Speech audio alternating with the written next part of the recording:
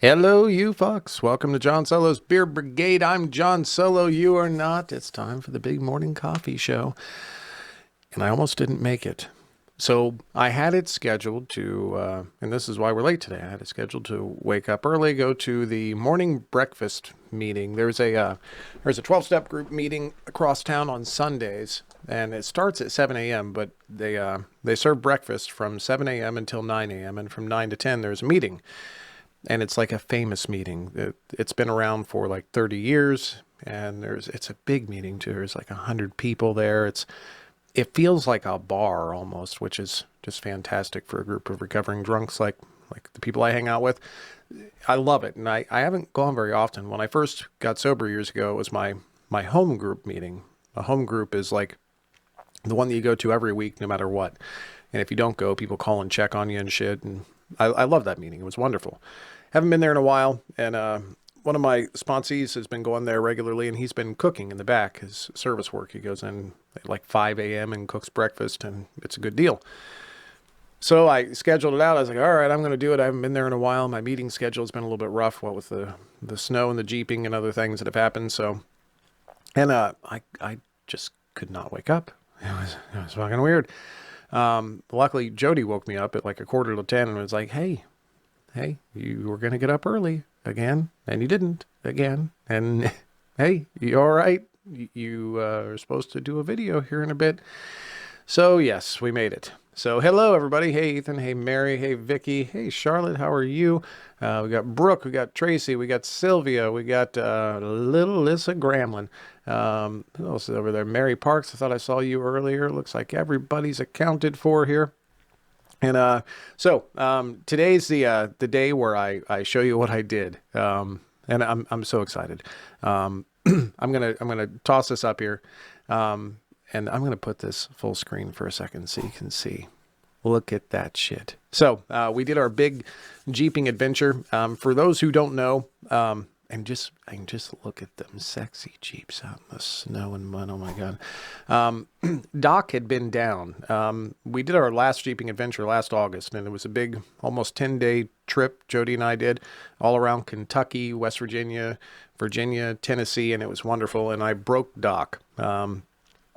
There's a drive shaft in the front of a vehicle and a drive shaft in the rear of the vehicle. And the front one, which only turns on, Julie, you and me are going to love each other. The front drive shaft only engages when you put it in four-wheel drive. As you can imagine, when you're on trails like this, you kind of need the four-wheel drive. That's the whole point. One of the last mud holes, and it was one of the last mud holes because I broke it at that point, that we hit on our last trip. I think the drive shaft had been fucked up for a while. It made kind of a grinding noise when I turned my wheel when I was in four-wheel drive. I completely obliterated the damn thing. We were able to get down off that mountain. It took a while. It took a couple days really to get back to where we needed to be without four-wheel drive. But we got off the mountain, and I haven't been able to go jeeping since last August. Well, it's an expensive repair, and it's not one you just replace it with the original part. You got to buy like an aftermarket part, and we finally got it done, and I could not be more excited. I am so freaking happy. Have I bought a proper four-wheel drive yet? Land Rovers are good. They're good. Like if you don't want to go on trails and do what you're supposed to do with a four-wheel drive, if you just want to cruise around town, they're fine. So I was super excited. I tested it out. My sponsor has a cabin. It's really like it's a home. But it's on like 50 acres. It's an old apple orchard out past Johnstown, Ohio. And I've created my own little Jeep trail around his property. It's maybe I don't know, half a mile long. It's not very long. And it's nothing complicated or technical, but it's not a road, and I can test things out. So I tested it out there a couple weeks ago, and I was really excited. I've never heard of Iron Rock Off-Road. Julie, where is that? I typically don't, I'm not a fan myself. I think they have their uses. I normally don't do like the off-road parks. We go like out in the middle of nowhere. No civilization for miles. But I've done off-road parks. Actually, my very first Jeep trip years ago was at Badlands in Indiana. And that was to Minnesota. I've never been to Minnesota, but Jody and I are talking about maybe doing the Trans-American Trail in a couple of years, which is all the way across America, and it does include Minnesota, so we might make it there. So Jody and I went back to Kentucky, which is fantastic. Kentucky, for those, and Julie, you might not know this one. They've created something called the Kentucky Adventure Tour. I will come and see you. The Kentucky Adventure Tour is it's a trail of about 1,000-mile loop. It's all the way around Kentucky. It goes into West Virginia, Tennessee. It's not an established trail system. It's actually just a bunch of old mining roads and that sort of thing. So it's not like there's help or anything like that. You're just out in the middle of nowhere on your own. Some of these are actually still roads. And occasionally you will see like a house on them, and you're wondering, like, how the fuck do you people get there? They all have off-road vehicles. It's a ton of fun. So Jody and I went down there again last Tuesday, and we came back Wednesday afternoon. We timed it perfectly with the storm. Everybody knows the storm came through the Midwest and eastern U.S. It ended up hitting us. It started raining late Wednesday, and I guess about halfway through Wednesday. And by Thursday, it was icy rain and then sleet, and then by Thursday evening, it was snow, and we ended up getting about 6 inches, somewhere in there, maybe a little bit more in parts. It was fantastic. Yeah, Charlotte, 1,000 miles. We've done almost all of the 1,000 miles at this point. Last August, I think we did about 800 of it, somewhere in there, maybe 850 before I finally broke Doc. So Jody and I went down, and we had a blast. Now, I showed you the picture of Doc and Ruby. I'm gonna toss this back up here. This is Doc, and this is pretty close to, it's actually right around the corner. This is at a place called Spas Creek. Spas Creek is a creek that runs through this entire thing, and it takes about maybe an hour and a half, somewhere in there, to get through that trail system there. And it's fantastic there. We call this Picture Rock. Kind of forward and to the left of Doc there is where I always stop and take our picture. I climb up on top of that, and I take a picture of our Jeeps every time we go through there. I've done Spas Creek 5 or 6 times now. It's perfect. It's so pretty, and it's challenging. It's wonderful. It was so slick out there because even though we got here before the storm hit, as you can see, it was still snowy and icy out there. I couldn't climb up Picture Rock, so I stopped right before Picture Rock and took a picture. But check this one out. There she is. That's badass little Ruby. Jody's Ruby is fantastic. It is, Taylor. It's right beside Picture Rock, so I couldn't get up on there. Just look at that. Ruby is a beast. So Jody has her new armor on there. You see the blue and the gray and the white and all that. When we did this the last trip in August, Jody was very concerned about getting Ruby scratched up, which she's accepted the fact that Ruby's going to be scratched up at this point, but she likes her armor. So she has different outfits for her Jeep, and this is one of them. The lady at the carryout around the corner when Jody put the armor on said, are you trying to dress your Jeep up like the Partridge Family? And she cracked up laughing, but she has different colored parts of armor that she can put on for different outfits. And like at Halloween, she puts little bat things on there. And so it's like having a Lego Barbie doll, I guess, for Jeep girls, which my wife certainly is. So this next one, I just wanted to show you guys this one it's like a minute-long video, just so you can kind of see why we do this, because it's gorgeous out there, and it's an adventure. I'm not one to take a vacation where I like lay on a beach and so fuck all that. For one, it's too hot, and for two, it's boring. To me, anyways. I'm not knocking anybody that does it, but for me, I need something challenging, exciting, adventure. Adventure. So check this out here. Oh yeah. Oh, I got to tell you before we do this, that is me.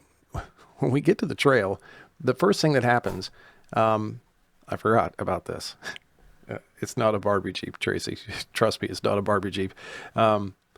We get out to the trail, and we're doing 2 trails this day, Pumpkin Hollow and Spas Creek. They're 2 areas, is what I named that. Pumpkin Hollow is actually the name of the road. It's a road.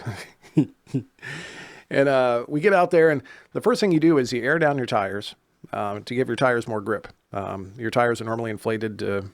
We have big tires and they're mud tires, so they're normally inflated about 30 psi. You drop them down to about 12 psi, and I have a tire deflator for this. You can use a stick if you got to, but we use a tire deflator, so it goes relatively quickly. So you go around and you deflate your tires, and I disconnect my front sway bars. Jody has a button for this. And this is the way it works. So as I'm going around and deflating my tires, my last tire that I deflate, which is the driver's side front tire, the tire stem, the tire, the valve that goes around there, it's like a little rubber piece, and I'm going to make sex things. There's like a metal shaft that goes on the rubber piece. The metal shaft comes out completely. I lose almost all the air in that tire within a second. I mean, it's just like boom, done. I jam it back in there. I'm making more sex things. I'm jam it back in there best I can. I'm like, fuck me, what do I do now? Now I've got a tire repair kit, and I know how to repair, like, if I get a hole in my tire, that sort of thing. I've never had to do it on the trail, but I know how to repair a tire. Well, I don't know how to fix this. So I changed a tire out on the trail. So right before and changing a tire on a lifted Jeep is not, it's not like changing a normal, you get out the high jack, and it's a whole big thing, and I'm kind of off canter a little bit, so it took a little while. I've never had to do that out on the trail before. I was very excited and very proud that I was able to do it, and that was half the fun and half the adventure. Excuse me, I have to belch. So then we get up to, check this out. Here we go. Just look at how pretty it is.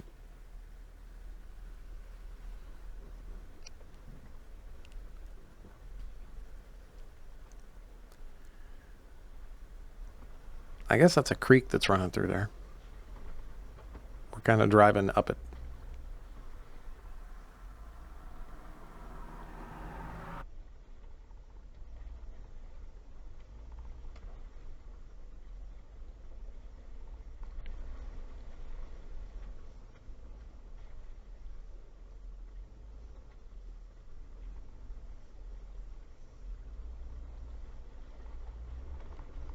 This is from Ruby.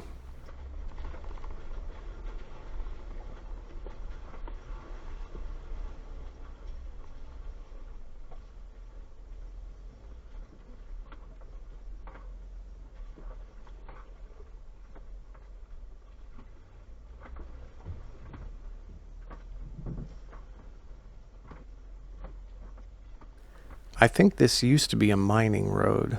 So when they were going through either a mining or a logging road, but I think this is a mining road.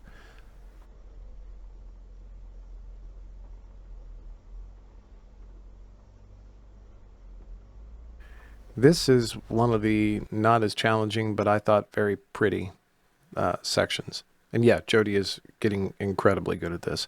It's scary. She doesn't need me to tell her what to do. She's fucking fantastic at it. I bet you have seen Prettier, Cheryl. You were in Montana. Cheryl, the girl from Montana, that bitches about Montana constantly. It's snowing. Oh my God, I hate the snow. I chose to live in Montana, but I hate the snow. You crack me up. Our mountains are not as big in Kentucky as they are in Montana. I can tell you that right now. And I would love to come out there and Jeep a little bit. Yeah, Charlotte, the lovely thing about it to me, a couple things. One, you never know what's going to happen. It's dangerous. Jody's has the differential lockers. Hers has front and rear lockers. Mine does not. Mine has a limited slip diff in the rear, and I don't have any locker in the front at all. But hers has limited slip in the front and the rear, and lockers. Now, she's never truly had to engage her lockers out there yet. Most of the time, when we get into a situation, we'll work our way through it if we possibly can. Lockers can be dangerous too. The lockers are you'll make it or you'll break it, one or the other. But anyways, the wonderful thing about this is not only to me that it's an adventure and you don't know what's going to happen, but two, you have to be incredibly self-efficient and self-sufficient out there. If something breaks, there's no one that's going to come help you. Um, you have hills in Kentucky, not mountains. I don't disagree with you. And both of us have JKs, Julie. Mine is a 2011 JK. Jody's is a 2018 JK, right before they switched over to the JL. They switched over to the JL later on in the 2018 year. And hers is a 2-door and mine's a 4-door. Mine is, there's nothing stock left on mine. I've completely redone everything. The entire suspension's redone, all aftermarket parts. Jody's is almost stock. We've put larger tires on hers and front bar, but other than that, Jody's is a stock, but it's a Rubicon Recon, so it's the nicest one you can get. And the Recons come with an 1-inch lift from the factory. So the self-sufficiency is one of the things that I love the most out there. And mind you, learning how to do things on the fly and MacGyvering shit is one of the things I love the most. For instance, the tire. You can't just roll a jack under one of the Jeeps and jack it up. It's too big. Anything like that, you have to fix out on your own out there. And sometimes when you're, like this on the side of a, let's call it a hill, not a mountain, for those of you that have larger hills than us, it gets a little scary sometimes, and I love every second of it. Now, Jody does not like the winter camping as much. She actually enjoys it. The problem is that it's really fucking cold, and she there's things that Jody has that she can't put up with that. So we stayed in a motel that night, which was a trip in and of itself. A motel in the middle of bumfuck Kentucky. But we still had a great time. I look forward to the winter camping. So my brother and I are actually going this weekend again, and we're going to do a longer section of trail. We're leaving on Friday and we'll be back on Sunday afternoon, and we'll winter camp out there as well. So after that, we were back. We worked for a couple days. This is a shot of the house this morning. Yesterday, we had more winter fun. My sponsor out at the cabin does not have a 4-wheel drive and is stuck in his driveway. So yesterday I got the call from him. We ran out there and I got to winch him out. And then I tried the traction boards. Those things kind of suck. So I ended up winching him to a point. Then I hooked up the tow strap and dragged him out. And we went around on our on my Jeep Trail True 2 back there, which was a lot of fun. I came home and my lovely wife. So this is a small change in our business that's going to happen over the next couple months. Yeah, Cheryl, it's about 6 inches is what we got. And yes, no morning coffee this coming Sunday. So we will not have morning coffee this coming Sunday, and we will not be having a Talk to the Beard this coming Monday. Sorry, next Monday. So this Monday, tomorrow, we have Anna Weinhardt coming in. But a week from then, we are taking off so Jody and I can do the Valentine's Day thing too. But yes, Cheryl, 6 inches. How much have you got out there? You got a picture you can pop up for us here? And where's my picture of Declan, goddammit? So the change in business. Right now we have me, Jody, and Tracy. Those are the 3 Falcon Sound Company, quote unquote, not really employees, subcontractors. And I've been splitting the duties out. That's right, I said duty. With Tracy handling a lot of the social media stuff and about half of the pre-reads. Jody handling the other half of the pre-reads. And me doing the recording, editing, and mastering. Jody is now going to step into a bit larger of a role with the editing. Specifically, I don't think she's going to be handling all of it, but some of it. And this is to help me out because I've been getting overwhelmed again. The editing part of it, I love. I absolutely love it to death. So what happens is after I have a pre-reader, either Jody or Tracy pre-read the book, we then get into the booth and we record the book. I have a Cliff's Notes version of what's going to happen in the book. I've never actually read the book myself, typically. I use their breakdown of the book and the chapters to get me going through.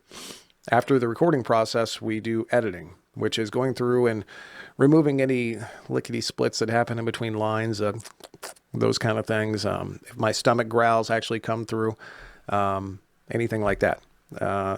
I love that process myself, and it's what I shine at. I'm really good at it, but it is very time consuming. For every hour of audio that we produce, 1 finished hour equals about an hour of time from the pre-reader, 2 hours of time for in the booth recording it, and an additional 2 hours of time editing it and mastering it. So now Jody's going to help me split that editing and mastering time. Listen, I know you love that noise. I might do it again just for you.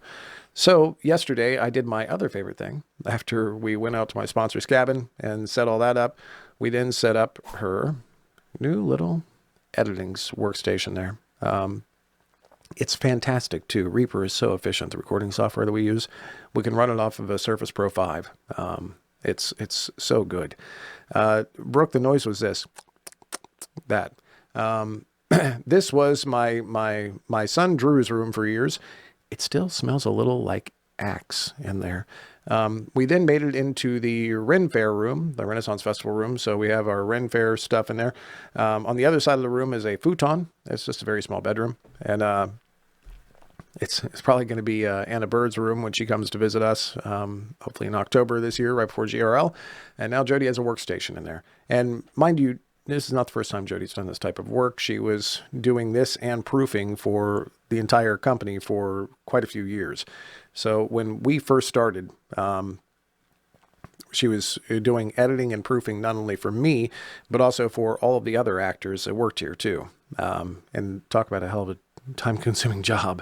So she's got quite a bit of experience at this. It didn't take much to get her back up and running again. But that is a change that's happening.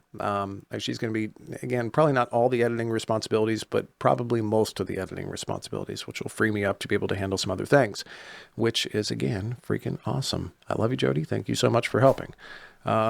Then we have, oh yeah, going again this weekend. I put this in here just to show you a shot of winter camping, even though that's not me winter camping. We don't have mountains that big in Kentucky, as people have want to point out.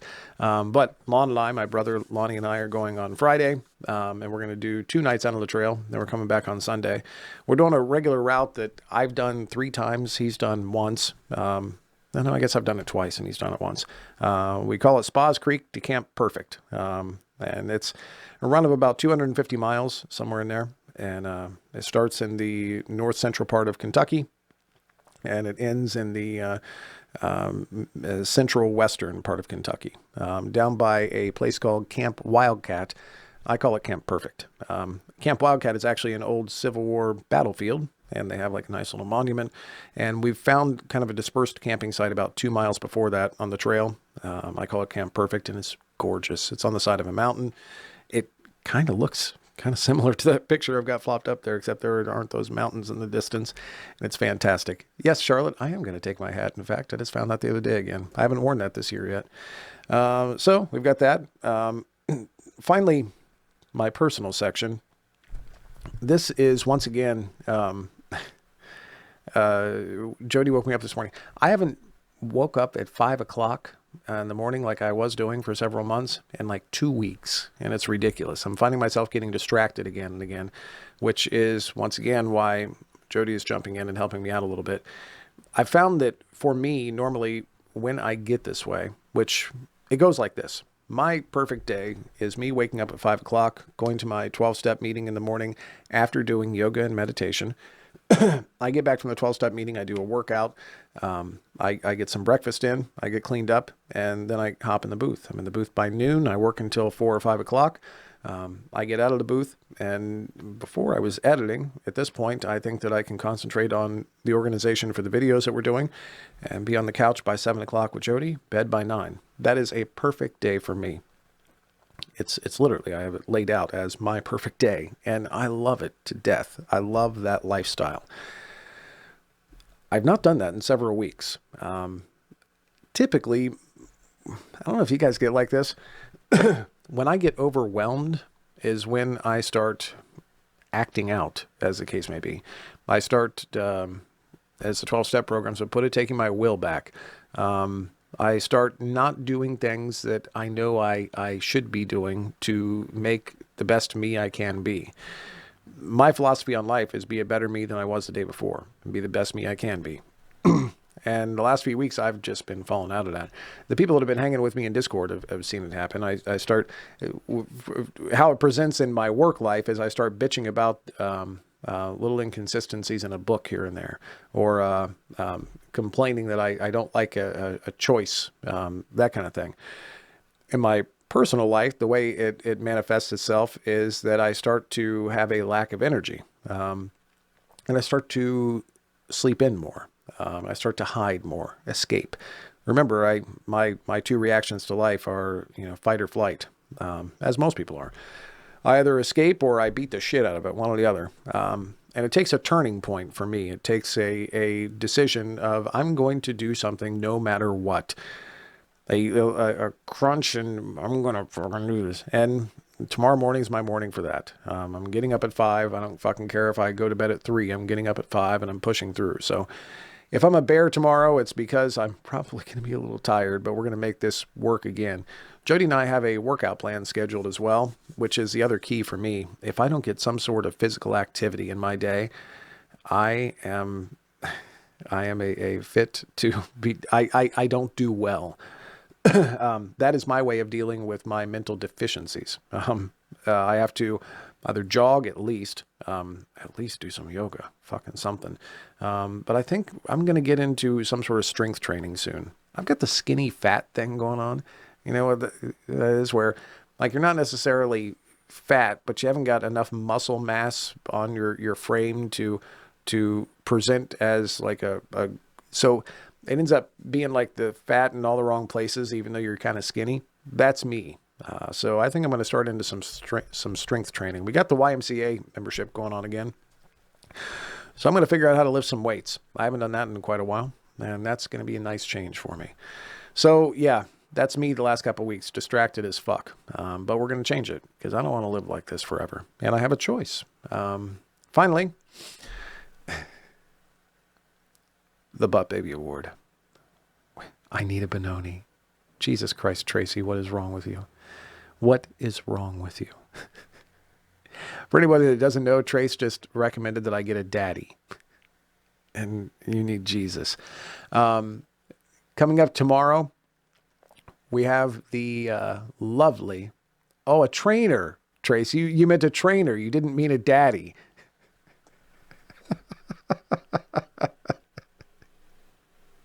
I hope I made you spit your coffee. Coming up tomorrow, we have a really good friend of mine that I haven't seen in quite a while. Anna Weinhardt. And Anna Weinhardt, the reason I put up this picture is years ago, one of my first exposures, and that's probably the correct way to put it. I was doing a ton of Impreg books. We got into Impreg with my best friend, Anna Bird, and her writing partner, the Anne Katrin Bird coupling. And I did quite a few books for them. And then they introduced me to Susie Hawk, and it was on like Donkey Kong. We did, I don't know how many I recorded myself, but I know I produced probably about 70 Impreg books over the course of a year to a year and a half. It was amazing. We did a lot of them. And I started hanging out with a few of these gals, Anna and Katie. And we all kind of hung out in the Slack channel together, and I became very, very, very close friends with all of them. At one point, we made this joke that I'd done so many Impreg books that I should get the Butt Baby Award. I should be the Butt Baby King. So I got the Butt Baby Award, and that is an ass on top of my head right there. And then I started to get exposed to Anna Weinhardt's drawings. Anna Weinhardt has a filthy, filthy mind. And she started sending me drawings, everything. I have drawings of me being tied up in a cage under Anna Bird's apartment or flat, as they call it over there, to me sucking off a vampire for chocolate, to one of my favorites is the backdrop that I use every day on my computer. And she actually sent me a physical copy of it as well.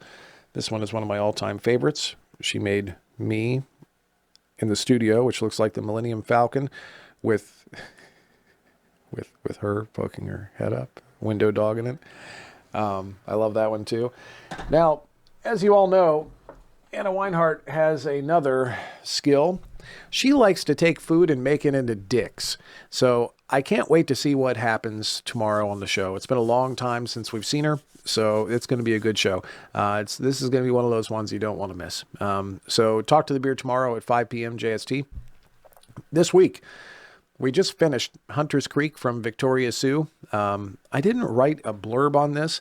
This is going to be the start of a series. She wrote this one a few years ago, and she's just now continuing the series again. Victoria Sue's our other favorite Brit. We love her to death. Thank you so much. And I believe that one's already out on Audible. Right now, we are working on New Daddy at 47, not to be confused with Old Daddy at 57. This is book 2 in the 47 duology series by Nora Phoenix. We love Nora to death, and Nora is coming on at the end of the month on Talk to the Beard as well.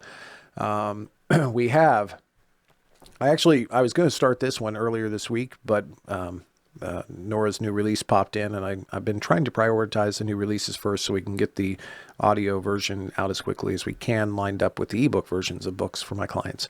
So right after we finish Nora's book this week, we're going to jump right into AJ's book. I'm not sure if we're going to have it finished before my trip or not, but we're going to do our damnedest to. If not, this will be out the following week. This is books 1 through 4 of AJ Llewellyn's Mingo series. And that will be coming out as a bundle, and then we'll be working on 5 through 7, and she's going to be writing book 8 for that too, and that'll be coming out in a couple months. And finally, in the wings, we have Boy Issues by Morticia Knight. That's a new client for us. She was on Talk to the Beard about 6 months ago, maybe. I'm not very good with time or math or anything like that. But that's going to be coming up. I've also got Me Wishing from the Vet Shop Boys series. That's book 2. That's by Casey Cox. That's a Tantor project. And then something a lot of people have been asking me about. Little Ro Horvat, he wrote, I don't know if you guys remember when Ro was on the show. It's been a year ago now. It's been a while back. And I laid down a gauntlet. I'm not sure what that means, but I wanted to use an old-timey phrase. I laid down a gauntlet to Ro to write the filthiest, all sex. We don't need a plot. Let's just have some good old-fashioned fucking book. I laid this gauntlet down to any author out there. I wanted an author. Let's not pretend here. Sometimes all you need is not love, as John Lennon said. All you need is fucking. Sometimes that's what people want. Now, not all the time. I'm not going to do these books all the time, but sometimes that's just what you're in the mood for, is some good old-fashioned fucking. So I laid down the gauntlet, and Ro Horvat, he took up the gauntlet. He took up the challenge and wrote the filthiest thing I've ever seen in my life. This is, I don't even think we can call it good old-fashioned fucking. This is, Ro got medieval on this shit, okay? The Hedonist series, we're doing these in 2 bundles. The first one is going to be books 1 through 3, and we are going to be working on that next week. We're going to be probably finishing up the AJ Llewellyn thing on Monday, and then we're going to come back, circle around. And I'm sorry, this is going to be about 2 weeks from now. The Hedonist books. Now, y'all are welcome to come into Discord and watch this happen. I'm not sure how I'm going to treat this. I'm not sure if I'm going to keep the camera on for it or not, because this is, I think, poetically filthy. Are the 2 words I would use to describe this. So if y'all are in the mood for fucking, come join me. That did not sound right at all. I love you, fucks. Thank you for hanging out. Thank you for enjoying and putting up with all of my Jeep pictures and videos. I appreciate it. Brooke, you should have wings. I love you, fucks. Have fun. I will see you in a couple of hours in Discord. So we're going to get to work again on Old Daddy at 57. See you soon.